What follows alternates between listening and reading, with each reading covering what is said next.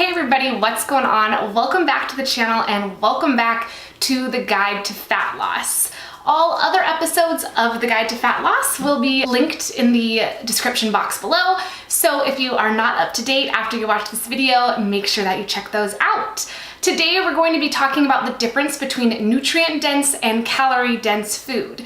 Before we get started, make sure you're subscribed to the channel, make sure you have post notifications turned on, and make sure you're following me on Instagram for daily health, wellness, and fitness tips. Let's go ahead and get into it. If you're familiar with macronutrients, then you know there are three that we are most concerned with, and that is protein, carbs, and fat. If you do not know macronutrients, I do have a video on that will be linked below. When a food is nutrient dense, it has a good amount of either carbs, protein, or fat, maybe both. If a food is calorie dense, then it probably has an absurd amount of either carbs or fat, and it's very low in volume. The volume distinction is important because when we're talking about calorie dense versus nutrient dense food, what we're really talking about, or what we're really noticing, is the volume of food that we get for the amount of calories that that food has. Generally speaking, foods that are nutrient dense, you're going to be able to eat a lot more of.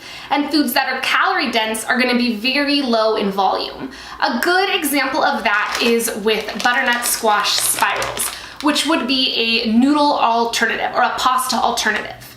So a serving size of these butternut squash spirals, I got these from Trader Joe's, is 85 grams. And for 85 grams, there is no fat in these spirals, 10 grams of carbs, and basically no protein. It says less than 1 gram of protein. Let's compare that with regular spaghetti, whole wheat even spaghetti noodles, where a serving size is 56 grams. So already we can tell that the serving size for these whole wheat spaghetti noodles is much less than the 86 gram serving size of the butternut squash spirals.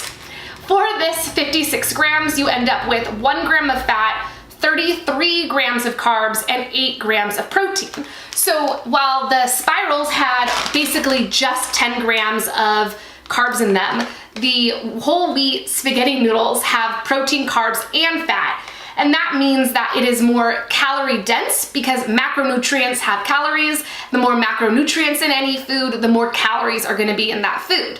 But more importantly is that a serving size of these noodles is only 56 grams, whereas a serving size of the spirals was a whole 85 grams. So if I wanted to get to 33 grams of carbs from the spirals to match the one serving that equals 33 grams of carbs from the whole wheat spaghetti, I could have over 3 servings of the butternut squash spirals. So that's gonna get me a lot more volume.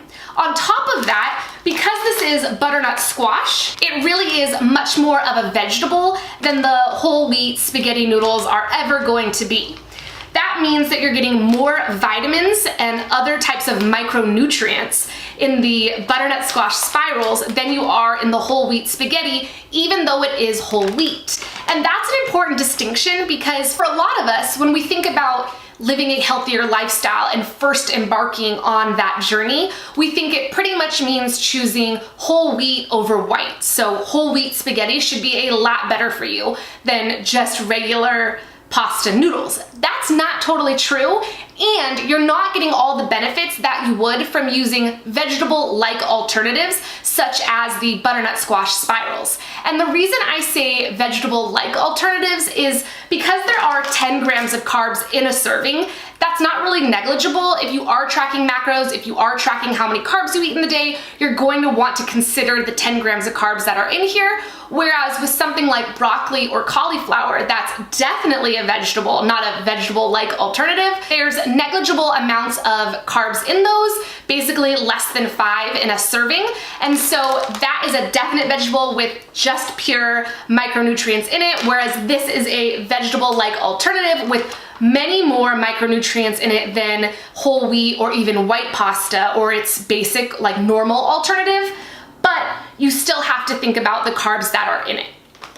This definitely does not mean that you cannot eat whole wheat pasta or even white pasta, regular pasta, if you are trying to live a healthier life or lose fat or just simply lose weight. What it does mean is you can eat a whole lot lot more food, have a whole lot more on your plate, fill that plate up if you're using vegetable-like alternatives or just more nutrient-dense foods. Again, it's all about volume. So if you are satisfied with one serving of whole wheat or regular pasta, then super cool. You can do that. Just make sure the rest of your diet is full of nutrients so that you're not just eating pasta all day long. But if you are like myself and you just really like to eat, then you're going to want to consider high volume, nutrient dense options to really be able to fill your plate up and fill you up, not just physically, but also psychologically, because that does play a role in our hunger levels. Something else that might be a little bit surprising that I have found to be a calorie-dense food, at least for myself lately, is the protein bars. I used to swear by protein bars and I would eat one once a day. Not only is that expensive, but this is a calorie-dense, not really nutrient-dense food. I'm sure some people will disagree with me on that, but I hold strong on that one. So this is a serving. One bar is a serving, not very big at all. One bar is also 210 calories, 7 grams of fat, 22 carbs, and 20 protein. Now, I know people will argue with me because there is fiber in this, but that does not mean that there are not carbs in it, because fiber is a nutrient and fiber has calories. So you are definitely still eating carbs, even if the net carbs are low because of how much fiber or sugar alcohol is in it. This, for 210 calories, does not fill me up. There are a million other things I could eat for 210 calories that would fill me up a lot more than this. And that is something that you really want to keep in mind. That is the key to long-term weight loss, is really controlling hunger. And if this is taking up 200 plus of your calories in a day, say you're only eating 1,700 calories in a day, that's gonna blow a big percentage of your calories on what's ultimately a very tiny bar. I really wanna be clear and reiterate that no foods are off limits when it comes to weight loss or fat loss. The reason people say you shouldn't eat certain foods is because they're assuming that those foods aren't very filling because they are low volume and most likely calorie dense foods. If you don't have a problem with the amount of food that's on your plate while eating hamburgers, pizza, whatever, then you can continue to do that, and as long as you're in a caloric deficit, you will lose weight. If, however, you do have a problem with the amount of food on your plate and you like to see a lot of food and feel like you are eating a lot, even if it is a lot of vegetables, then you're going to want to consider nutrient-dense options and how those might fit into your diet, how you can work those into your day, into your meals to make you feel a lot more satisfied and be able to make it until your next meal so that you can maintain that calorie deficit and lose the weight and the fat that you want to lose. If anyone tries to tell you that calorie-dense foods have no place in your diet, tell them they do not know what they are talking about. Whether you want to call it junk food or calorie dense or foods you eat when you're feeling emotional, whatever you want to call it, those foods do have a place in your diet. It's unreasonable to assume that you're never going to have birthday cake on your birthday simply because that's a calorie dense food. But do you need to have birthday cake every single day? Probably not. All foods can fit and do fit into your diet. You just have to pay attention to what exactly you're doing. You need to be realistic with yourself and your own eating patterns, what you like to eat, how much you like to eat, what keeps you satisfied and what doesn't. It's very possible that nutrient-dense, high-volume foods, not all of them might keep you as full as you really want to feel. If I have one salad in the day, I'm very, very full. If I have 2 salads in the day, I'm not as full, simply because psychologically that was too much dieting food for me in the day. So all of those things play a role in what keeps you satisfied and what makes you feel full. Eating isn't as simple as, oh, this is good for me, quote unquote good for me, so I should feel good and feel full afterward. Just because something has fiber in it, or just because something is high in nutrients, doesn't mean it's going to satisfy you mentally and physically.